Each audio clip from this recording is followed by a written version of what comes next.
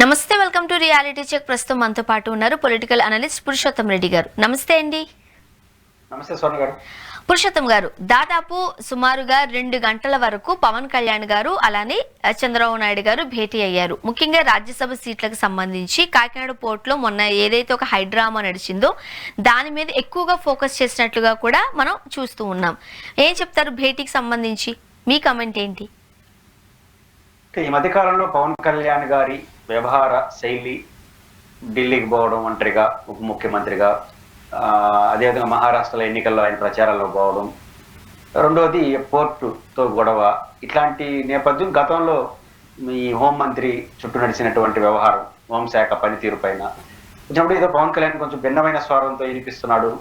ఏమైనా ఢిల్లీ పెద్దలతో ఏమైనా డైరెక్షన్స్ వచ్చినాయా, ఏమైనా తేడా వస్తుందా, ఇట్లాంటి చర్చలు నడిచాయి. మా సహజంగా మిత్రపక్షాల మీద ఇట్లాంటివి వస్తూ ఉంటాయి అందులో పవర్లో ఉన్నప్పుడు. కాబట్టి పవన్ కళ్యాణ్ గారు పాపులర్ పర్సనాలిటీ కాబట్టి ఇట్లాంటివి టాప్ ప్రయారిటీ వచ్చినాయి. కాబట్టి వాళ్ళు ఇప్పుడు భేటీ కావడం, ముఖాముఖి మాట్లాడుకోవడం ద్వారా ఇవన్నీ చర్చకొచ్చుంటాయని సహజంగా సొసైటీలో ఆ ప్రస్తావన వస్తుంది. అది నేను అనుకుంటుంది ఈడి వరకే పరిమితమై ఉంటారని నేను అనుకోను. ఎందుకంటే వాళ్ళ మధ్య గ్యాప్ ఏమీ లేదు. చంద్రబాబు నాయుడు గారు పవన్ కళ్యాణ్ గారు బాగానే మాట్లాడుకుంటుంటారు. కానీ ప్రధానంగా ఇప్పుడు రాజ్యసభ అనేది ప్రధానంగా ప్రస్తావన వస్తుంది. పోర్టులో చంద్రబాబు గారు చేయగలిగింది ఏమీ లేదు. ఎందుకంటే పోర్టుకు సంబంధించి ఉమ్మడిగా పోర్టులో జరిగింది కేంద్ర ప్రభుత్వ ఏజెన్సీలో ఉంటాయి, పోర్టుకి తరలి వెళ్తున్నాయి, పోర్టు ద్వారా విదేశాలకు వెళ్తున్నాయి. గతంలో ద్వారంపూడి చంద్రశేఖర్ రెడ్డి గారు ఏదో చేశారు. నా పాయింట్ ఏంటంటే పోర్టుకు వచ్చేంత వరకు మనం ఏం చేస్తున్నామో ఇలా ఆలోచించకుండా, పోర్టుకి రావాలంటే మన గ్రామాల్లో మన పట్టణాల్లో వేలాది మంది లక్షలాది మంది వైట్ కార్డు హోల్డర్స్ ఉంటారు కదా, 1 కోటి మంది పైన ఉన్నారు. ఆ 1 కోటి మంది పైన ఉన్న వైట్ కార్డు హోల్డర్స్ ఎవరన్నా వాళ్ళకి ఉచిత బియ్యం పోతా ఉంది. ఫస్ట్ వాడికైతే ఉచిత బియ్యం పోవాల్సిందే కదా, వాడికి పోకుండా మధ్యలో తెప్ చేయలేరు కదా. వాడికి పోతుందంటే ఆ నుంచి మిల్లర్లు, డీలర్లు, ఆ తర్వాత సరిహద్దులు దాటితే పోర్టుకు వస్తుంది. ఈ మొత్తం ప్రక్రియ మన పౌర సరఫరా శాఖ, పోలీసులు చెక్ పోస్ట్ దగ్గర ఉంది. ఆపకుండా పోయి ఆడిపోయి ఆపడం అనేది కొంచెం రాజకీయ ప్రాధాన్యత సంతరించుకునేది, హల్చల్గా మారింది. ఏదైనప్పటికీ వాళ్ళ పరిధిలో ఉన్న పరిష్కారం కాబట్టి అది వాళ్ళిద్దరూ మాట్లాడుకుంటారు. మేజర్ రాజ్యసభ సీట్ అనేది పేచీ వచ్చి ఉంటుందన్న కానీ ఒక ఇబ్బందిగత వస్తుంది. అదేంటంటే తెలుగుదేశం పార్టీ 3 వైసీపీ ఎంపీల ద్వారా రాజీనామా చేయించిందని నేను అంటాను. అంటే వాళ్ళు ఏమంటారంటే వాళ్ళే స్వచ్ఛందంగా చేసినాం అంటారు. చేయించి ఇంకో రకమైన ఫిరాయింపు, కొత్త ఫిరాయింపులు, కొత్త భాష్యం మనం చాలాసార్లు మాట్లాడుకున్నాం. అది వాళ్ళు కష్టపడి చేసుకుంటే మిత్రపక్షాల పేరుతో 3లో మాకు ఒకటి కావాలి, మా వాళ్ళు కొని 2 వచ్చారనుకోండి, తెలుగుదేశం ఇబ్బంది పడుతుంది. వాళ్ళు చాలా మందికి ఇవ్వాలి కదా, ఇంత కష్టపడి తీసుకున్నారు. పెద్ద పార్టీ, చాలా మందికి ఎమ్మెల్యే సీట్ లేదు. అందులో పెద్ద పార్టీ సీనియర్ లీడర్లు చాలా మంది వెయిట్. రెండోది చాలా మంది సీనియర్లే రాజ్యసభకి వెళ్తారు. ఇప్పుడు చాలా మంది ఈసారి రాజ్యసభ రాకపోతే వచ్చే ఎమ్మెల్యే ఎన్నికల్లో వాళ్ళ కొడుకుల్లో ఉన్న పోటీ చేయించారు, వాళ్ళు ఉండలేరు. అలాంటి పర్సనాలిటీ 12 మంది ఉన్నారు తెలుగుదేశంలో. ఇట్లాంటి వాళ్ళందరూ రాజ్యసభ సీట్ ఆశిస్తారు. కొంతమంది అయితే బ్యాకప్ లో ఫైనాన్స్ చేసిన వాళ్ళు ఉంటారు కదా, ఢిల్లీ నుంచి ఒత్తిడి చేసిన వాళ్ళు వస్తారు. కాబట్టి పవన్ కళ్యాణ్ గారి జనసేనకు ఒక సీట్ ఇచ్చారనుకోండి, వాళ్ళు పొరపాటున బీజేపీ వాళ్ళు అడిగారు అనుకోండి, పవన్ కళ్యాణ్ గారికి బీజేపీ వాళ్ళని చెప్పి పంపారు. ఎందుకంటే బీజేపీ వాళ్ళు చెప్పితే, పవన్ కళ్యాణ్ చెప్తే కానీ ఈయన పరిస్థితి, ఈయన డైరెక్ట్ గా బీజేపీ వాళ్ళు లైన్లోకి వస్తారు. లేకపోతే ఈయన అడుగుతాడు వాళ్ళని, మేము 3 వస్తున్నాయి ఏమన్నా మీరు సలహా చేస్తారా అని. కాబట్టి వీళ్ళు ఒకటి అడిగి వాళ్ళు ఒకటి అడిగి 3 పంచుకున్నామంటే తెలుగుదేశం పార్టీ పరిస్థితి ఏంది. కాబట్టి ఇవన్నీ గురించి ఇప్పుడున్న సాధ్యాసాధ్యాలు ఏంటి అనే దాని గురించి ఆలోచన. రెండోది నాకు తెలిసి ఇంకొక త్వరలోని నామినేటెడ్ పోస్ట్ కూడా వేస్తారు, 60-70 ఉన్నాయి ఇంకోటి డైరెక్ట్ గా, వాటి కూడా చర్చించేదానికి. రెండోది గ్యాప్ ప్రధానంగా జనసేన తెలుగు రెండింటి గురించే మాట్లాడుకుంటారని అనుకుంటున్నాను. ముఖ్యంగా మొన్నంతా పవన్ కళ్యాణ్ గారు ఢిల్లీలో ఒక 15 రోజుల పాటు తిష్ట వేయడానికి, అనేక మంది కేంద్ర మంత్రులను స్వయంగా కలవడానికి, ఈ రోజు భేటీలో ఈ పోస్టులకు సంబంధించి రాజ్యసభ సీటు ఖచ్చితంగా, ఒక సీటు ఖచ్చితంగా నాగబాబు గారికి ఇవ్వాల్సిందే అంటూ ఒక పట్టు పట్టినట్లుగా కూడా వార్తల్లో చూస్తున్నాం. మీరేం చెప్తారు? ఇచ్చే అవకాశాలు ఉన్నాయి అనుకుంటున్నారా? నాగబాబు గారికి ఇస్తారా లేదనేది పవన్ కళ్యాణ్ గారి ఇష్టం. జనసేనకి ఇచ్చేస్తే ఇంకా ఆయన ఇష్టం కదా, ఆయన ఎవరు చెప్తే వాళ్ళకి ఇస్తారు. దాంట్లో మన తెలుగుదేశం పంచాయతీ ఏమి ఉండదు. జనసేనకు ఒకటి ఇవ్వాలన్నా వద్దా, ఇవ్వాలని పవన్ కళ్యాణ్ గారిని అడిగి చంద్రబాబు గారు తెలుగుదేశం పార్టీ ఇవ్వాలని నిర్ణయించుకున్న తర్వాత ఇంకా పవన్ కళ్యాణ్ గారి ఇష్టం. నాగబాబు గారిని పెట్టుకుంటారు, ఎవరైనా పెట్టుకుంటారు. మళ్ళీ నాగబాబు గారు చర్చ రాదు. ఆయన హోల్సేల్ పార్టీకి ఎట్లా చంద్రబాబు గారు తెలుగుదేశానికి ఎట్లో, పవన్ కళ్యాణ్ గారు జనసేనకి అట్లా కట్టి పవన్ కళ్యాణ్ గారు. కాబట్టి వాళ్ళకి ఇచ్చేసిన తర్వాత వాళ్ళ అన్నకి ఇస్తాడా, ఇంకా ఏరే వాళ్ళకి ఇస్తాడా అనేది ఆయన ఇష్టం. అది పెద్ద ఇబ్బంది కూడా కాదు. ఇబ్బంది వల్ల ఏడొస్తుందంటే వీళ్ళు కోరినట్టుగా తెలుగుదేశం ఇస్తుందా, కోరుతున్నారా, అది కూడా మనకు తెలియదు. వీళ్ళు బయట ఏమీ చెప్పట్లేదు కోరుతున్నామని. పైపించి వాళ్ళ సోదరుడు మేము ఇట్ట పోయిన గవర్నర్ మేమంతా జాతీయం ప్రజలు ఏదో మాట్లాడుతున్నాడు ఆయన. కాబట్టి వీళ్ళు అడుగుతున్నారో లేదో మనకు తెలియదు, కానీ ఇప్పుడు సమయం అది కాబట్టి అడుగుతాడేమని ఒక అనుమానం. కార్యకర్తలు ఉంటారు కదా, మూడు వస్తా ఉంటే మన ఒడిగడ తీసుకోపోతే ఎట్లా అని కింద కూడా వస్తుంది కదా. రాజ్యసభ ప్రస్తావన ఉంటుందని నేను కూడా నమ్ముతున్నాను. మరి ఇవ్వడానికి కొన్ని ఇబ్బందులు అయితే తెలుగుదేశానికి ఉన్నాయి.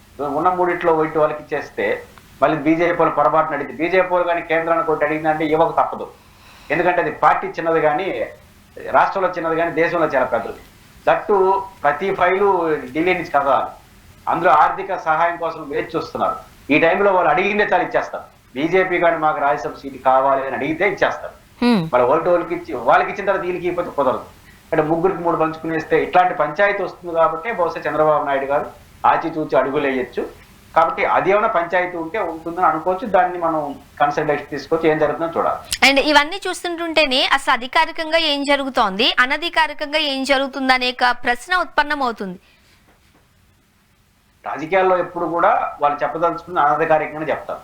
మీరు పదే ప్రస్తావిస్తున్న ఢిల్లీలో మంత్రుల్ని ఆయన ఒంటరికి కలిశాడు, కానీ ఆడేమైనా జరుగుతుందని ఆడికి పోయి చంద్రబాబు గారు తెలుసుకోవాల్సిన అవసరం లేదు. ఇక్కడ రేపు తెల్లారితో వచ్చి పవన్ కళ్యాణ్ గారి వ్యవహార శైలి చూస్తే వాళ్ళు ఏం చెప్పుకుంటారో ఈయనకు అర్థం అవుతుంది. అది పెద్ద రాజకీయాల్లో ఈజీ. కాబట్టి ఢిల్లీలో రంధ్రాన్వేషణ చేయాల్సిన అవసరం. ఆయన ఎవరిని కలిసినా పవన్ కళ్యాణ్ ఏం చేస్తే ఇక్కడ వచ్చేదో ఒక స్టేట్మెంట్, ఒక ప్రకటన, ఒక మాట అన్నా అనుకో, దాంట్లో అర్థాలు తీసుకుంటారు. బహుశా ఇది చెప్పుకుంటారు ఢిల్లీ వాళ్ళు అని. ఈయన నడవడికని బట్టి ఢిల్లీలో ఏమైనా జరుగుతుందా అని ఈజీగా గెస్ చేస్తారు చంద్రబాబు నాయుడు. అది మనమైనా గెస్ చేయొచ్చు రాజకీయంగా. కాబట్టి అది ఇబ్బంది లేదు. వెనకాల నుంచి ఏదో నడుపుతున్నారు పవన్ కళ్యాణ్ ఇబ్బంది చంద్రబాబు గారు నిమిషాల్లో ట్యాకిల్ చేస్తారు. కానీ వచ్చేదంతా ఈ పదవుల పంపకాలు, ఈ పనులు, ఎవరు అజమాయిషి ఎంత, ఎవరి చేతులు ఎట్టుండాలి, పోలీసులు, ఇట్లాంటి వాటిలోనే పంచాయతీ వస్తుంది. అక్కడ సింగిల్ లీడర్షిప్ గా మేమే చేస్తాం, ఏదైనా ఉంటే నాకే చెప్పు అని పవన్ కళ్యాణ్ గారికి చెప్పానుకోండి, చెప్తాడు. కానీ ఈయన కూడా ఇండిపెండెంట్ గా ఉండాలి కదా, నేను కూడా డిప్యూటీ సీఎం గా నాకున్న హోదా నాకు ఉండాలి కదా. అది అనే అధికారం దగ్గర కొంచెం నేను కూడా ప్రదర్శించాలి కదా బయటికి, నా మాట కూడా విలువ ఉన్నట్టు అనేది ఈయన. అది జరిగింది అనుకోండి, డబుల్ కేంద్రాలు అయిపోతాయి. ఆల్రెడీ అనధికారికంగా లోకేష్ గారు పవర్ఫుల్ కేంద్రం, 3 కేంద్రాలు అయితే పరిపాలన చాలా ఇబ్బంది పడుతుంది. కాబట్టి ఇట్లాంటి పంచాయతీలు పరిష్కారం కోసం మాట్లాడుకొని ఉంటారని అనుకుంటున్నాను. రైట్. అండ్ నాగబాబు గారు తను ఏదైనా అనుకున్న వెంటనే ఎక్స్ వేదికగా కావచ్చు, ట్విట్టర్ వేదిక కావచ్చు, ఆయన మనసులో మాటను చెబుతూ ఉంటారు. అలానే ఈ రోజు నాగబాబు గారి దగ్గర నుంచి వచ్చిన ఒక పోస్ట్ ఎవరిని ఉద్దేశించి మాట్లాడారు అర్థం కాకుండా ఉంది. ఏదైనా ఒక పని చేయాలి అని అనుకుంటే మళ్ళీ మనం ఇక్కడికి రావాలి, అక్కడికి రావాలి, లేకపోతే మళ్ళీ రాలేము. సో చాలా పెద్దదే పెట్టారు నాగబాబు గారు. ఫస్ట్ ఆఫ్ ఆల్ ఆ ట్వీట్ కి సంబంధించి మీరు ఏం చెప్తారు? అండ్ పుష్ప 2 రిలీజ్ కి సిద్ధంగా ఉంది, 2-3 రోజుల్లో రిలీజ్ కి రెడీ అయిపోయింది. సో ఈ టైంలో ఈ పోస్ట్ చేసేసరికి అది పుష్పాన్ని ఉద్దేశించే చేశారా అనేది కూడా ఒక సందిగ్ధత. మీరేమంటారు? పుష్ప 2 ఒక పెను సంచలనంగా మారుతుంది రాష్ట్రంలో, రాజకీయంగా కూడా సంచలనంగా మారుతాం. దానికి 2 కారణాలు. పెను సంచలనం అవడానికి మన బీహార్లో కూడా ఒక ఈవెంట్ అల్లు అర్జున్ గారు తీసుకొచ్చారు. ఈరోజు జాతీయ హీరోగా అల్లు అర్జున్ మారాడు. అక్కడ కూడా 40-50 వేల మంది హాజరు కావడం అని చిన్న విషయం కాదు. పుష్ప భారీ అంచనాలతో వస్తా ఉంది. రెండోది పుష్ప 1 అనేది పెద్ద బంపర్ హిట్ అయింది. సహజంగా ప్రజలు ఒక యాంగిల్లో తీసిన సినిమాకు రెండో యాంగిల్, మనకు బాహుబలి 1 వచ్చిన తర్వాత బాహుబలి 2 పైన హై ఎక్స్పెక్టేషన్స్ వచ్చాయి. అప్పుడు నిర్మాత పైన సినిమాలో పనిచేసే అందరికీ టెన్షన్ వస్తుంది. అంతకన్నా బెటర్ గా రాకపోతే, బెటర్ గా రావాలని ఆడియన్స్ కోరుకుంటారు. బెటర్ గా రాకపోతే డిసప్పాయింట్ అయిపోయి రివర్స్ కూడా అయిపోతుంది, ఖర్చు కూడా ఎక్కువ పెట్టేస్తారు. ఆ రకంగా పుష్ప 1 కన్నా పుష్ప 2 ఎక్కువ ఖర్చు అయింది, దేశవ్యాప్తంగా రిలీజ్ అవుతుంది. కాబట్టి దాని మీద హై టెన్షన్ ఉంటుంది, బాగా ఎట్లుంటుంది బయట డిస్ప్లే ఏంటంటే చాలా ఇబ్బంది వచ్చేస్తుంది. ఆ రకమైన ఒత్తిడి ఆ సినిమా మీద ఉంది, అల్లు అర్జున్ గారి పైన, ఆ సినిమా నిర్మాతల పైన. రెండో ఒత్తిడి ఎక్కడ వస్తుంది? రాజకీయం. కారణమైన అల్లు అర్జున్ గారు మెగాస్టార్ కుటుంబానికి కొంచెం దూరంగా ఉన్నాడు అనేది క్లియర్గా అర్థం అవుతుంది. అటు పవన్ కళ్యాణ్ గారు కావచ్చు, పవన్ కళ్యాణ్ గారు పవర్లోకి వచ్చిన తర్వాత చిరంజీవి గారు, పవన్ కళ్యాణ్ గారు, నాగబాబు ఎంటైర్ మెగా ఫ్యామిలీ ఒకటిగా కనబడతాం. మనకు లోపల ఏమున్నా ఒకటిగా కనిపిస్తాం. కానీ దానికి భిన్నంగా అల్లు అర్జున్ కనిపిస్తున్నాడు. వ్యతిరేకించరు ఎక్కడ, బట్ ఆయన ఒంటరిగా ఉంటున్నాడు. ఇది కొంచెం సవాలే. ఎందుకంటే అల్లు అర్జున్ ఖచ్చితంగా మెగా ఫ్యామిలీలో ఒక వారసత్వంగా వచ్చినోడే, కానీ ఇప్పుడు వారసత్వానికి మించి ఎదిగిపోయినాడు. సినిమా ఫీల్డ్లో ఈరోజు 1, 2, 3, 4లో అల్లు అర్జున్ అవుతుంది. ఇలా అల్లు అర్జున్కి ఆ రకమైన ఇమేజ్ వచ్చేసింది దేశవ్యాప్తంగా. ఆ రకంగా కుటుంబంలో ఆ చిన్న వ్యత్యాసం కనిపిస్తా ఉంది. మీరన్న ప్రశ్నకు వస్తే, నెంబర్ 1 నాగబాబు గారు ఎక్స్లో స్పందన, మరియు తెలుగుదేశం పార్టీకి సంబంధించినటువంటి శబరి గారు నంద్యాల ఎంపీ ఎక్స్లో స్పందన కొనసాగింపుగా మనం చూస్తాం.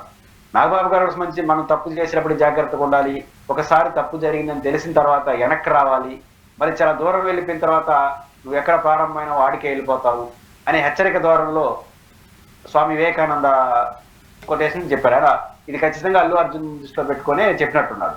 ఇప్పుడు రాష్ట్రంలో ఒక వైరంగా మారిపోయింది. 5వ తేదీ భారీ ఎత్తున పుష్ప 2 రిలీజ్ కాబోతాం.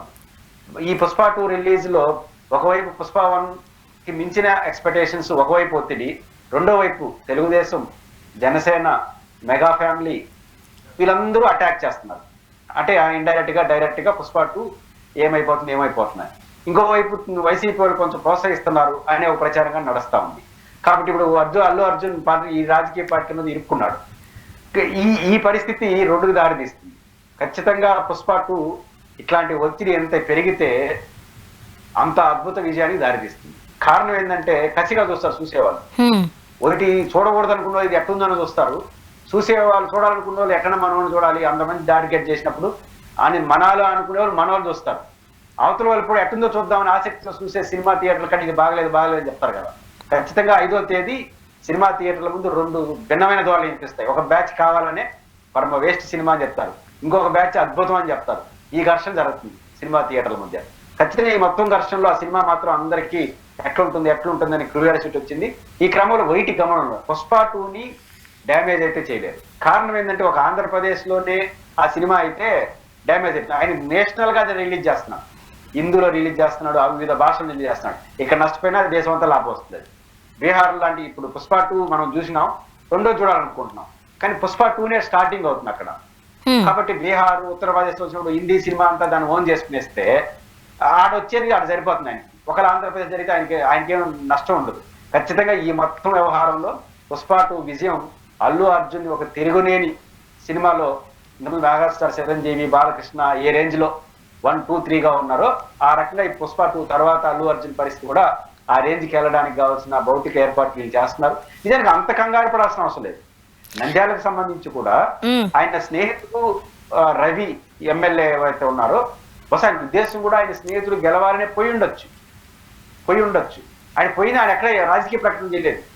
ఆయన ఫ్రెండ్తో పాటు టాటా చెప్పినాడు, బహిరంగ సభ పెట్టలేదు, నా ఫ్రెండ్ ఓటేం కూడా చెప్పలేదు. మీలాంటి జర్నలిస్ట్ అయినప్పుడు నా ఫ్రెండ్స్ ఎక్కడున్నా మంచిగా ఉండాలని కోరుకుంటున్నాను, ఆల్ ది బెస్ట్ చెప్పినాను, ఇంకా నాకు రాజకీయాలతో సంబంధం లేదు నిలిపినాడు. కాకపోతే వాళ్ళ బాధ ఏంటంటే ఆయన వైసీపీ ఎమ్మెల్యే కానీ ఇంకొక బాధ ఏంది, ఇంకో పక్క వాళ్ళ మామ అవుతాడు కదా పవన్ కళ్యాణ్ గారు డైరెక్ట్ గా ఎమ్మెల్యేగా పోటీ చేస్తున్నాడు. ఆయన క్రూషియల్ రోల్లో పోషిస్తున్నాడు. కాబట్టి మామేమో ఎమ్మెల్యేగా పోటీ చేస్తున్నాడు, ఇంకొక పెద్ద మామేమో ఆయనకు సపోర్ట్ చేస్తున్నాడు. ఈయన వచ్చి ఇక్కడ వాళ్ళకి ఏ గ్రూపులో ఉన్నాయని వచ్చిపోయినాడు. అది వాళ్ళ బాధ. ఒక చిన్న వాళ్ళ కుటుంబంలో చిన్న వయసు కానీ వాళ్ళకన్నా భిన్నంగా ఎదిగిపోతున్నాడు.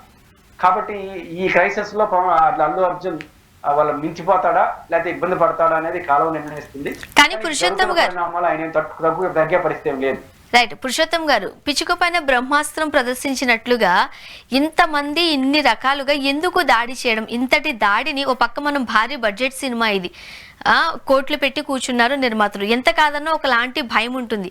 ఈ దాడిని ఎందుకు ఒక రకంగా చెప్పంటే కొంతమంది ఎందుకు ఇంత ఇష్యూ చేస్తున్నారు, ఇంతగా దాడి చేయాల్సినంత అవసరం ఏముంది? ఈ దాడిని పుష్ప టీం ఎదుర్కోగలదా? సో రకరకాల సందేహాలు ఒకంత భయాన్ని కూడా కలుగు చేస్తున్నాయి. రైట్. అల్లు అర్జున్ పుష్ప టీం ఎదుర్కోవడం ప్రజల చేతిలో ఉంది కదా. వాళ్ళు సినిమా తీసేసినారు. రెండోది ఒక డౌట్ ఏమొచ్చిందంటే సినిమా థియేటర్లు ఏమైనా లేకుండా ఇబ్బంది పెడతారు, అధికారం ఉంది కదా చేతిలో. అది లేదని ఇప్పుడు ఆయనకు అర్థం అవుతుంది. సినిమా రిలీజ్ అయిపోతాము, ఎందుకంటే థియేటర్ అంతా అల్లు అరవింద్ ప్లస్ ఇంకో ఆయన దిల్ రాజ్ చేతిలో ఉంటాయి కాబట్టి థియేటర్లు ఆ ఇబ్బంది లేదు కాబట్టి ఇక ప్రజల చేతిలోకి వెళ్ళిపోయింది ఆ సినిమా. కాబట్టి ఖచ్చితంగా ఇక్కడ ఏమొస్తుందంటే మీరు అన్నట్టు మెగా కుటుంబంలో చిన్నపిల్లలు, అది అసలు సమస్య. రెండోది అల్లు అర్జున్ వ్యవహార శైలి రూపం చూసినప్పుడు ఒక చిరంజీవి లాగా, ఒక బాలకృష్ణ లాగా, ఒక పాపులర్ అందగాడిగా మనకు కనపడు. కేవలం నటన ద్వారానే సక్సెస్ అయ్యాడు అతను. అల్లు అర్జున్ కష్టాన్ని ఎవరైనా మెచ్చుకోవాలి. కారణం ఏంటంటే ఒక మంచి అందగాడు లేదా అందమైన అమ్మాయి ఎక్స్పోజ్ కావడానికి సినిమాలో అందంతో సంబంధం లేకుండా నటనతో ఎక్స్పోజ్ కావడం చాలా కష్టం. సినిమా ఫీల్డ్ అనేది గ్లామర్ ఫీల్డ్. ఆ రకంగా ఆయన అందంతో కాకుండా ఆయన నటనతో ఎక్స్పోజ్ అయ్యాడు, అది చాలా కష్టం. ఆయన తొక్కడం కూడా చాలా కష్టం. ఎప్పుడో హావభావాలతో అందచందాలతో ఎక్స్పోజ్ అయితే ఇంకోసారి మూలత పడతాడు. కానీ ఈయన కష్టంతో ఎదిగినాడు, నటనతో ఎదిగాడు, ఒక ఎమోషనల్గా ఎదిగినాడు. కాబట్టి ఆయన తొక్కడం కూడా అంత సులభం కాదు. అది తెలుసుకోకుండా కానీ యుగో ఉంటుంది సినిమా ఫీల్డ్లో. సినిమా హీరోలకి హీరోయిన్లకి వాళ్ళు ప్రపంచం ఒక సినిమా హిట్ అయింది అనుకోండి, ప్రపంచం అంతా వాళ్ళు దేవతలాగా చూస్తారు, దేవుళ్ళలాగా చూస్తారు. అదే ప్రపంచంలో బ్రహ్మపడతారు. రెండో సినిమా ఫెయిల్ అయితే మళ్ళీ చూడరు వాళ్ళు. కానీ అది తెలియదు వాళ్ళకి. ఈ అందమైన ప్రపంచంలో కూరుకుపోయి మేమే దేవుళ్ళు అనుకుంటారు. ఆ దేవుళ్ళు కింద కొత్తగా వచ్చిన వాడిని అంత యాక్సెప్ట్ చేయరు. ఈరోజు మెగా కుటుంబంలో కానీ ఏ సినిమా మొత్తం ఫీల్డ్లో ఈయన ఎదుగుదలే చాలా వెరైటీగా ఎదుగుతుంది. అట్లా వచ్చేసినాడు. 1-2 సినిమాలు కొట్టిన దెబ్బకి ఆయన ఆడికి వెళ్ళాడు ఎవరికి తెలియదు. ఇప్పుడు ప్యాన్ ఇండియా అయిపోయినాడు. వాళ్ళ కళ్ళ ముందే పెద్ద పెద్ద హీరోల కళ్ళ ముందే ఈయన ప్రభాస్ తర్వాత ఈ ప్రభాస్ లాగా ఎదిగిపోయినాడు. అది కొంచెం ఇగో ఉంటుంది అందరికీ. ఆ ఇగోని దట్టు మెగా కుటుంబంలో ఉన్నందరూ హీరోలు, వాళ్ళందరికీ ఈయన ఎక్కువ ఎక్స్పోజ్ అయిపోయినాడు. ఇప్పుడున్న పరిస్థితిలో చిరంజీవి గారు మాజీ ఎంతైనా ఆయన పాపులర్ హీరో ఒప్పుకుంటాం, కానీ ఇంకా ఆ ప్రశ్నెస్ రాదు. పవన్ కళ్యాణ్ రాజకీయాల్లోకి వచ్చేసాడు కాబట్టి ఇంకా హీరోయిజం కుదరదు, రాజకీయమే కుదురుతుంది. కాబట్టి మెగా కుటుంబానికి ఇప్పుడు ఏకైక పర్సనాలిటీకి ఎవరు వస్తున్నారు? అల్లు అర్జున్ వచ్చేస్తున్నాడు. ఇది ఎక్కడో ఆ అల్లు అర్జున్ మన అదుపులో లేడు. ఇక సమస్య అది, ఆ అల్లు అర్జున్ మన అదుపులో లేడు. పైపెచ్చి వాళ్ళు కొంచెం బాధ కలిగేది వైసీపీ ఎమ్మెల్యే దగ్గరకు పోవడం. ఆ తర్వాత కూడా పవర్లోకి వచ్చారు. వైసీపీ ఎమ్మెల్యే దగ్గర కానిపోయినప్పుడు వైసీపీ గవర్నమెంట్లో ఉంది. ఓడిపోయిన తర్వాత కూడా నా ఫ్రెండ్ ఆడికిన పోతాను ఒకసారి చెప్పినాడు, ఎవరైనా ఏమన్నా అనుకున్నాను. కాబట్టి ఓడిపోయిన తర్వాత కూడా ఈ ధైర్యం ఏంది? అది బాధపడుతుంది. గెలిచిన తర్వాత అందరూ మా దగ్గర పరిగెత్తి వచ్చేవాళ్ళు కదా. ఇప్పుడు సినిమాలో చాలా మంది పరిగెత్తి వచ్చేస్తున్నారు పవన్ కళ్యాణ్ దగ్గర. ఈయన పోవట్లా, ఎందుకంటే ఈయన pan India, not Andhra India. Andhra కాదు కదా, ప్యాన్ ఇండియా అయిపోయిన తర్వాత భారతదేశం, ఆంధ్రప్రదేశ్. ఇక్కడ ఏదైనా జరిగినా కూడా దేశం అంతా సక్సెస్ అయితే. కాబట్టి అల్లు అర్జున్ కష్టార్జితంతో ఎదిగినాడు, నటనతో ఎదిగినాడు. కాబట్టి ఆయన తొక్కడం అంత సులభం కాదు. ఆయన తొక్కే ప్రయత్నం ఎంత చేస్తే అంత తొక్కే వాళ్ళకే నష్టం తప్ప ఆయనకైతే నష్టం ఉంటుందని అనుకోండి. అండ్ మనం చూడొచ్చు, ఈ రోజు ఏపీలో రామ్ గోపాల్ వర్మ గారి అరెస్టుకు సంబంధించి పోలీసులు వెళ్లారు, హైడ్రామా జరిగింది. పోలీసుల కంటైతే పడలేదు, కానీ ఆయన ఇంటర్వ్యూస్ ఇచ్చారు. 2-3 స్టూడియోస్లో ఆయన ప్రత్యక్షం అయ్యారు. ఈ రోజు హైకోర్టు మధ్యంతర ఉత్తర్వులు జారీ చేసింది ఆయన అరెస్టుకు సంబంధించి, అరెస్టు చేయొద్దు అని. అండ్ వెరసి ఇప్పుడు మనకి చూడొచ్చు, రామ్ గోపాల్ వర్మ గారు ఒక మాట అన్నారు, ఎప్పుడో సంవత్సరం క్రితం పెట్టిన పోస్ట్ ఇప్పుడు అరెస్ట్ చేయడం ఏంటి? ఇలా ఆయన పందాలో కొన్ని క్వశ్చన్స్ రేజ్ చేశారు. ఈ టోటల్ ఎపిసోడ్ చూస్తే ఏమనిపిస్తుంది? ఇదంతా కూడా ఒక కక్షపూరితంగా వెళుతున్నట్టుగానే మనం చూడాలా, అభివర్ణించాలా? రామ్ గోపాల్ వర్మ ఎపిసోడ్ లో కొన్ని మీడియా సంస్థల అత్యుత్సాహం, అధికార పార్టీ తొందరపాటు చర్యలు రామ్ గోపాల్ వర్మని మళ్ళీ హీరోని చేసేస్తున్నాయి. యాక్చువల్ రామ్ గోపాల్ వర్మ పట్ల సొసైటీలో భిన్నమైన అభిప్రాయం. అలాంటి వ్యక్తులు నేను కూడా ఒకటి. ఆయన వ్యవహార శైలి, ఆయన చేసే సినిమాలు, టైటిల్స్, నా ఇష్టం వచ్చినట్టు నేను చేస్తా, చూస్తా, మీకు బుద్ధి చూడండి లేదా సావండి, ఇది యాక్సెప్టబుల్ కాదు. నేను ఎస్టోడ్ సినిమా తీసేస్తాను, మీకు ఎస్టోడ్ చూడబోతాయి అని మాట్లాడడం అనేది కరెక్ట్ కాదు. ఇట్లాంటి యాటిట్యూడ్ చాలా ఉన్నాయి ఆయనలో. దీని పట్ల భిన్నాభిప్రాయాలు ఉన్నాయి. రెండో పాయింట్, నారా లోకేష్ గారు, పవన్ కళ్యాణ్ గారు, చంద్రబాబు గారి పట్ల చులకన చేస్తూ సినిమాల్లో చూపించాడు. ఇది కూడా వాస్తవం. అయితే ఇప్పుడు అదే వాళ్ళు అధికారంలోకి వచ్చినారు. మీకు కోపం ఉండడం సహజం. రామ్ గోపాల్ వర్మ కొంచెం వార్నింగ్ చేయాలని అనుకోవడం సహజం. ఎట్లా ఇవ్వాలి, ఏ పరిధిలో ఇవ్వాలి అనే స్పృహ ప్రభుత్వానికి ఉండాలి. ఇప్పుడు నాకు మీ పట్ల కొన్ని కోపాలు ఉన్నప్పుడు కొట్టాలన్నది కోపం ఉందనుకో, ఎప్పటికీ కొట్టేస్తే అది నేను వేరేనే అయిపోతాను. తప్పు చేసినప్పుడు ఎంత కొట్టాలో ఎంతవరకు చేయాలో అది చేయాలి. మన రామ్ గోపాల్ వర్మ ఏ విషయంలో తప్పు చేశాడు, చట్టం ఏ మేరకు అతన్ని యాక్షన్ తీసుకుని అనుమతిస్తుందో ఆడి వరకే పోవాలి. దానికి భిన్నంగా పవర్లోకి వచ్చేసిన లేదా బెదిరిచ్చేస్తామని పోతే కష్టం కదా. ఇది చాలా ప్రమాదం, మంచిది కాదు. ఆయన హీరో అవుతున్నాడు. నిజానికి రామ్ గోపాల్ వర్మ పట్ల భిన్నాభిప్రాయాలు ఉన్న వాళ్ళు కూడా వీళ్ళు వ్యవహరించిన తీరుతో హైప్ క్రియేట్ అవుతుంది. ఆయన క్వశ్చన్స్ ప్రభుత్వాన్ని డిఫెన్స్ లో నెట్టేస్తాను. అసలు ఇంతవరకు ఎవరు వేయని ప్రశ్నలు 2 ప్రశ్నలు ఆయన కీలకంగా వేస్తున్నాను. 1 year క్రితం నేను పెట్టిన పోస్టు సమ్ XYZ చంద్రబాబు గారు, లోకేష్ గారు, పవన్ కళ్యాణ్ గారు ఇబ్బంది పెట్టారు అని. ఆ ఇబ్బంది మధ్యలో ఉన్న పురుషోత్తం స్వర్ణావళి కేసు పెడుతున్నారు. మనకున్న ఇప్పుడు వాళ్ళకి చులకన చేస్తే మన ఇద్దరికి మనోభావాలు పోవడం, మన ఇద్దరు మనోభావాలు దెబ్బతిన్నాడు. నాకు అర్థం కాలేదు. అది 1 year తర్వాత పోవడం ఏంది? అప్పుడు పోలా, పోస్ట్ పెట్టినప్పుడు పోకుండా ఇప్పుడు పోవడం ఏంది? వీళ్ళిద్దరు ఎవరు? నేను చులకన చేసింది వాళ్ళు కదా, మధ్యలో వీళ్ళిద్దరు ఎవరు అనేది ఆయన మౌలికమైన ప్రశ్న. రెండో ప్రశ్న ఏం వేస్తున్నాడు? కుట్ర కోణం ఉందని అనేదాన్ని కోర్టు కన్విన్స్ అయింది. కుట్ర కోణం ఎక్కడ చెప్పాడు ఆయన? మీకు స్వర్ణకి, పురుషోత్తం రెడ్డికి, ఎల్ఐకి, పుల్లయ్యకి 4 different కేసులో 2-3 గంటల సమయంలో మనోభావాలు దెబ్బతిని ఒకే సమయంలో. అది కూడా నేను 5 గంటల 30 నిమిషాలు కేసు పెడితే మీరు 6 గంటల 20 నిమిషాలు కోర్టు ఆ కేసులు కూడా పరిణామక్రమం. 4 different కేసుల్లో ఒకే టైంలో 4 భిన్న మనోభావాలు దెబ్బతింటాయి 1 year తర్వాత. ఏంటంటే చులకన అయిపోతుంది కదా ప్రభుత్వ వ్యవస్థ. కాబట్టి చులకనగా ఆయన చూసే వాళ్ళు కూడా ఆయన వీళ్ళు చులకన చేస్తున్నారు.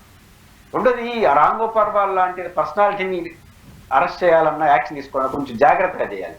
ఎందుకంటే రామ్ గోపాల్ వర్మ ఒక మాస్ ఇమేజ్ ఉన్న వ్యక్తి. అది రైట్ ఇమేజా లెఫ్ట్ ఇమేజా దట్ ఈస్ డిఫరెంట్ ఇష్యూ. నేను ఎందుకని చెప్తానంటే 2014 నుంచి 24 వరకు నేను 10 ఏళ్ళు 1,000 ఇంటర్వ్యూలు ఇట్ట మీలాగా ఇచ్చుంటాను. ఒకే ఒకసారి ఆయనతో తగులుకున్నాను. అది కూడా ఇప్పుడు నీతులు చెప్తున్న మీడియా ఛానల్, ఆ పేరు చెప్పను, వాళ్ళ ఛానల్లో కమ్మ రాజ్యంలో కడప రెడ్డి సినిమా తీసినప్పుడు నేను ఆయన డిబేట్లో కూర్చున్నాను. నేను సీరియస్గా రియాక్ట్ అయినాను. ఆయన ఏమంటాడంటే అతను ఉంటే నేను డిబేట్లో ఉన్నాను అన్నాడు. నాకు ప్రశ్నలకు సమాధానం చెప్పకుండా, కొంచెం అహంకారం కదా. దాంతో ఆ యాంకర్ సాంప్రదాయాల పైన మీరు వెళ్ళిపోండి సార్ అని లైవ్లు కట్ చేసి నన్ను పంపించేసి ఆయనతో చేసుకుంటే ఆయన చూస్తారు తప్ప ఆయన పోతే నన్ను ఎవరు చూస్తారు, లైవ్ చూడరు అని చెప్పి ఒప్పించారు. సరే మీరు తప్పలేము అనమాట. ఇప్పుడు వాళ్ళే ఎక్కువ మాట్లాడుతున్నారు ఆయన గురించి, ఆయన్ని ఎక్కువ సినిమాలు చూపించిన ఆ మీడియా వాళ్ళే. ఎందుకంటే హైప్ క్రియేట్ వ్యూస్ బాగా కోసం. అంటే నా 10 ఏళ్ల లైఫ్ లో ఈ రోజు కూడా 2 మిలియన్స్ పైన ఆ వ్యూస్ ఉన్నాయి. రామ్ గోపాల్ వర్మ నా ఫోటో ఇద్దరు పెట్టి తిట్టుకున్నారంటే అంటే ఆయన ఇమేజ్ అది. మనం ఏం చేద్దాం, నా 10 ఏళ్ళలో ఇన్ని వేల వీడియోలకు వచ్చింది, ఆయన ఒక వీడియో కట్ వచ్చింది, ఆయనతో కూర్చుంది నా పాపానికి.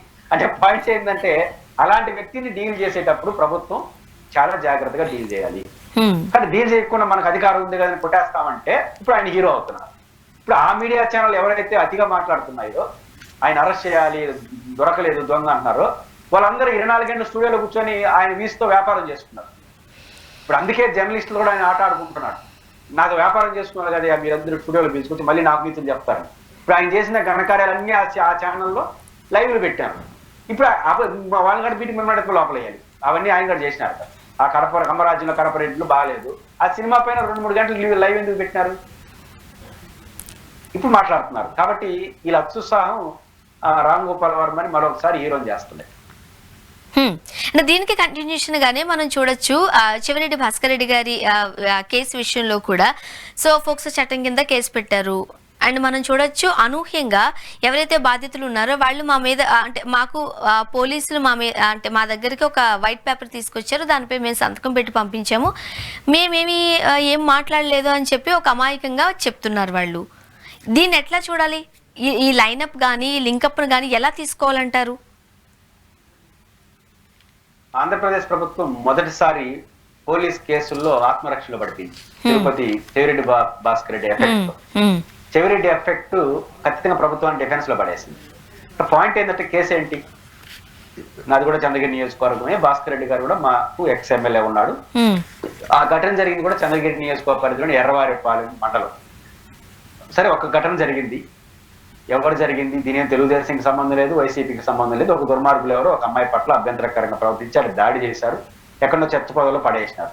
సహజంగా చూసిన వెంటనే జర్నలిస్ట్ గా మీరు కూడా చెప్పొచ్చు, ఒక అమ్మాయిని దారుణంగా దాడి చేసి ఒక చెట్ల పొదలో పడేసిన వెంటనే ఆ తండ్రికి కానీ చూసిన వాళ్ళకి కానీ ఏం అనుమానం వస్తుంది? ఏమైనా అత్యాచారం చేశారా? జరుగుండవలసింది జరుగుండకపోదు. పైపించి వరుస ఘటనలు జరిగినాయి. బట్ అమ్మాయి జరిగింది, కానీ మళ్ళీ రూయ్ హాస్పిటల్లో చికిత్స చూసిన తర్వాత అట్లాంటిది అత్యాచారం జరగలేదు, దాడి మాత్రమే జరిగినట్టుగా వినిపిస్తుంది. కరెక్ట్ గా ఏం జరిగిందో నాకు తెలియదు. అయితే ఇక్కడ ఏం జరిగిందంటే 2 ఘటనలు. ఒకటి, చెవిరెడ్డి భాస్కర్ రెడ్డి గారు ఆ అమ్మాయి పట్ల అత్యాచారం జరిగిందని జరగని దాన్ని జరిగినట్టుగా చెప్పేసినాడు.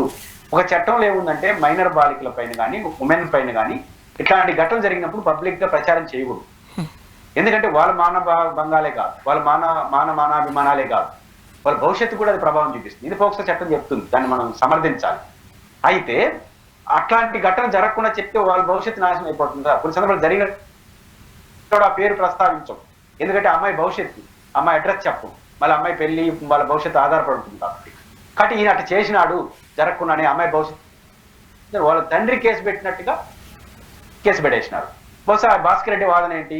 ఇట్లాంటి కేసు పెట్టడం ద్వారా రేపు ఇట్లాంటి ఘటనలు ఎక్కడైనా జరిగినా ఎవరు ప్రశ్నించకూడదు, ప్రశ్నిస్తే వాళ్ళు కాదు కదా మీరు పోతారు లోపలికి అనేదాన్ని నన్నే పెట్టారంటే రేపు అందరం రాష్ట్రంలో హెచ్చరిక చేయడం కోసం పెట్టారు వీళ్ళు అనే ఆరోపణ ఆయన చేసినాడు. ఇప్పుడు ఏమైంది?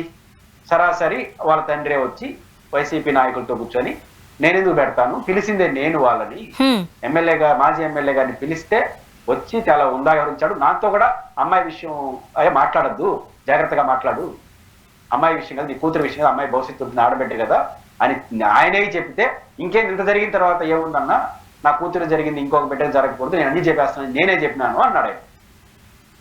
ఇప్పుడు ఇప్పుడు ఏం చేయాలి? ఇప్పుడు ఏమవుతుంది? ప్రభుత్వానికి 2 సమస్యలు వస్తాయి.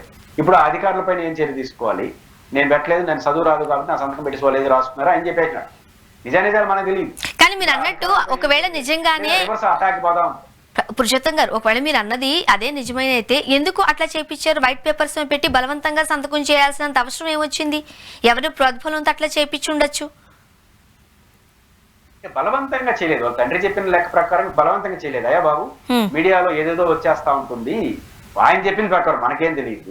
వాళ్ళ తండ్రి మీడియాలో చెప్పిన ప్రకారం ఉన్న టీవీల్లో ఏదేదో చెప్పేస్తుంటారు, నీకు పొరపాటున ఏదైనా మాట్లాడైనా అంటే రాంగ్ ఇంటర్ప్రిటేషన్ వెళ్తుంది, బహుశా దీన్ని సంతకం పెడితే మేము నిజాలు చెప్తాం అనేది ఆయన చెప్పింది నాకు అర్థమైంది. పెట్టా అనే ఒక సంతకం మాత్రం నేను పెట్టాను అంటాడు. అది ఏళ్ళ ముద్ర సంథింగ్, దాని చదువులు రాదు, దాన్ని ట్రాచారేమో నేను అనుమానం, నేనైతే కేసు పెట్టలేదు అంటున్నాడు. అది ఇక్కడ ఏమనుమానం వస్తుంది? ఇప్పుడు మామూలుగా అయితే ఒక రకంగా ఉంటుంది, భాస్కర్ రెడ్డి చేసిన అనుమానం ఆరోపణ ఇప్పుడు యాక్సెప్టబుల్ వచ్చేస్తుంది. ఈ కేసు ఎందుకు పెట్టారంటే నా పైన రాష్ట్రంలో చాలా చోట్ల జరుగుతూ ఉంది, మా వైసీపీ లీడర్లు పోయి వాళ్ళకి అండగా ఉంటున్నారు, బయటికి తీసుకొస్తున్నారు, సోషల్ మీడియా కావచ్చు, సామాజిక కార్యకర్తలు కావచ్చు వెళ్తున్నారు. ఇప్పుడు నా మీద అట్లా కేసు పెట్టారనుకోండి, రేపు ఏదైనా జరిగితే యాజ్ ఎ జర్నలిస్ట్ గా మీరైనా లేకపోతే ఇంకొకరైనా పోయి షూట్ చేయడానికి భయపడతారు కదా. ఏమవుతుంది, కేసు ఏమవుతుంది తర్వాత కానీ అసలు లేని దాన్ని పెట్టారు మళ్ళీ నా మీద పెట్టేస్తారు, నా పరిస్థితి ఏంది, భాస్కర్ రెడ్డి లాంటి పెద్ద లీడర్ పైన పెట్టారు అనే భయభ్రాంతులు గురి చేయడం కోసం పెట్టారని భాస్కర్ రెడ్డి అంటున్నారు. ఇప్పుడు దానికి విలువ పెరుగుతుంది, ఎందుకంటే వాళ్ళ తండ్రి వచ్చి ఇప్పుడు మళ్ళీ ఆ తండ్రిని మళ్ళీ ఒత్తిడి చేసి ఏరేది పెట్టారనుకోండి, మొత్తం న్యూసెన్స్ అవుతుంది కదా. ఒక logic point correct, Bhaskar Reddy రికార్డుగా ఎక్కడ కూడా మాట్లాడలేదు. ఫస్ట్ పాయింట్, ఆ అమ్మాయికి అత్యాచారం జరిగిందని నేను చెప్పలేదు. కాబట్టి వాళ్ళ తండ్రే చెప్తున్నాడు ఏమని, నేను భాస్కర్ రెడ్డి వారిస్తున్నా కూడా నేనే చెప్పినాను, ఇంత జరిగిన తర్వాత నా కూతురికి ఏమైతే అది అవని నా బిడ్డలాగా ఏరే బిడ్డగా నేను నిజాలు చెప్పేస్తాను ఏం చెప్తాడు ఏవే చెప్పేస్తుంటాడు. ఆ అమ్మాయి పడిపోయిన తీరు, బదుల్లో పడిపోవడం వల్ల సరిగ్గా అత్యాచారం జరుగుతుందని చెప్పుకుంటాడేమో ఆయన. అంటే ఆయన నేను చెప్పిన తర్వాత ఇంకో తండ్రి చెప్పిన తర్వాత నువ్వైనా నేనైనా ఎవరైనా మాట్లాడచ్చు కదా, వాళ్ళ తండ్రి ఇచ్చిన ఆధారాలు కాదు మాట్లాడుతుంది. కానీ ఇట్లాంటి దానిపైన భాస్కర్ రెడ్డి మీద కేసు పెట్టి ఉండాల్సింది కాదు. పెట్టిన వాళ్ళు ఏమవుతుంది, ఇప్పుడు ప్రభుత్వం డిఫెన్స్ లో పడిపోతుంది. ఇట్లాంటి తప్పులు చేస్తే ఏమవుతుందంటే నిజానికి ఎర్రవారిపాలెంలో తెలుగుదేశం పార్టీకి ఏ సంబంధం లేదు, ఎవరో అనామకులు ఒక దుర్మార్గులు చేసిన పని, దానికి పార్టీకి సంబంధం లేదు. మీరు కఠినంగా వాళ్ళు లోపల వేసుకుని అరెస్ట్ చేసి వాళ్ళ సంగతి తూల్చేయండి, అప్పుడు ప్రభుత్వం ఇమేజ్ పెరుగుతుంది, బాధితులకు భరోసా వస్తుంది. ఈ పార్టీకి సంబంధం లేని వ్యక్తులు కదా వాళ్ళు ఏమైనా మీ పార్టీ కార్యకర్తలా రక్షించడానికి ఏదైనా అనుమానించడానికి లేదు కదా, వాళ్ళు ఎవరు దుర్మార్గులు, యాక్షన్ తీసుకునేయండి. మీరు చెప్తే పోయిన వాళ్ళు కదా, దాన్ని అట్లా తీసుకోకుండా ఏరే రూపంలో వెళ్ళడం వల్ల ప్రభుత్వం కొత్త సమస్యలు పేరు చేసినట్టుంది. అప్పుడు ఏమవుతుంది, ఇట్లాంటి 2 ఘటనలు జరిగింది అనుకోండి స్వర్ణ గారు, వెంటనే అన్ని ఇట్లాంటివి అని చెప్తారు. రైట్ పురుషోత్తం గారు, 2 ఘటనలు ప్రభుత్వానికి ఎట్లా చుట్టుకుంటాయంటే అన్ని ఇట్లా. రైట్ పురుషోత్తం గారు, ఫైనల్ గా ఒకటి చెప్పండి, ఇప్పుడు రాష్ట్రం ఉన్న తర్వాత సంక్షేమ పథకాల అభివృద్ధి లేకపోతే రోజు డైలీలో వాళ్ళు ఇచ్చిన హామీలకు సంబంధించి ఏం చేస్తున్నారు, దీనికి సంబంధించి వార్తల్లో న్యూస్ ఫోకస్డ్ గా ఉండాలి, ప్రజలు చర్చించుకోవాలి. ఇవన్నీ పక్కదారి పడిపోయి రామ్ గోపాల్ వర్మ గారిని అరెస్ట్ చేస్తారా చేయరా, ఎందుకు వైట్ పేపర్ మీద సంతకం పెట్టారు, చెవిరెడ్డి గారికి ఏం ఇవన్నీ కూడా సెకండ్ ఆప్షన్స్ లో ఉంటాయి. కానీ బట్ ఇవి తెర మీదకి ప్రధాన టాపిక్స్ గా వచ్చేస్తున్నాయి. అసలైంది ప్రజల కోసం సంక్షేమం కావచ్చు, అభివృద్ధి కావచ్చు, ప్రజలు చేస్తున్నది కాబట్టి పక్కదారి పడుతున్నాయి అని ఒక వర్గం వారు ఆరోపిస్తున్నారు. నిజమేనా? ఫైనల్ గా ఏం చెప్తారు? ఏపీలో ఏం జరుగుతోంది అంటే ఖచ్చితంగా ఇట్లాంటివి ఎక్కువ ఫోకస్ అయితే నిజమైన ప్రజా సమస్యలు వెలుగులోకి రావు అనేది రాజకీయాల్లో ఎప్పుడు నిస్తున్నటువంటి సమస్య. కొన్ని సందర్భాల్లో అధికారంలో ఉన్న వాళ్ళు ఇట్లా వాటి బాగా ప్రోత్సహిస్తారు. అప్రధానమైన అంశాలు చర్చకు రానికుండా చర్చకులో హైప్ క్రియేట్ చేసేస్తే నిజమైన విషయాలు చర్చకు రాకపోతే ప్రభుత్వానికి ప్రజలు పట్టించుకోరు అనేది ఒక యాంగిల్. 2 యాంగిల్, కొన్ని సందర్భాల్లో అధికారంలో ఉండే వాళ్ళు తమ సీరియస్ ప్రజా సమస్యలు ప్రజా వ్యతిరేకంగా చేసేటప్పుడు ఇట్లాంటి డైవర్షన్ పాలిటిక్స్ చేసి దాన్ని పక్కదారి పట్టించి వాళ్ళు అనుకున్నది అమలు చేసేస్తారు అనేది కూడా ఒక చర్చ ఉంది. అయితే కాలం మారింది, ప్రభుత్వం పెద్ద సమస్యను ఎదుర్కొంటారు. ఈ ప్రభుత్వం, అన్ని ప్రభుత్వాలు, ప్రజలు ఎవరు బయటకు వచ్చి మాట్లాడలేదు, అర్థం కావట్లే ప్రభుత్వాలకి. తెలుగుదేశం పార్టీ ప్రజల్లోకి వెళ్ళి పలిసి గమనిద్దామని ఎందుకు అనుకుంటా అంటే అర్థం కావట్లే ప్రజలు. ఎందుకని ధర్నా చేయట్లేదు, రాస్తారోకాలు చేయట్లేదు, నిరసన తెలియజేయట్లేదు, సోషల్ మీడియా ఉంది, సోషల్ మీడియాలో అభిప్రాయాలు చెప్పేస్తున్నారు. అది కూడా వద్దనుకుంటే బొమ్మనంగా ఉంటారు, మనకు అవకాశం కొట్టేద్దాం అనుకుంటారు. ఇప్పుడు జగన్ జరిగింది అదే కదా, లోపల ఏం జరుగుతుందో తెలియదు. కాబట్టి ఇట్లాంటి దశలో ఉన్నప్పుడు మనం డైవర్షన్ పాలిటిక్స్ అవన్నీ కుదరదు. పద్ధతిగా రాజకీయాలు చేస్తే ప్రజలు కూడా పద్ధతిగా మనతో ఉంటారు. థ్యాంక్ యూ సో మచ్ అండి. చూద్దాం ఏం జరగబోతుందో. Thank you very much. ఇది వాటి రియాలిటీ చెక్. Stay tuned.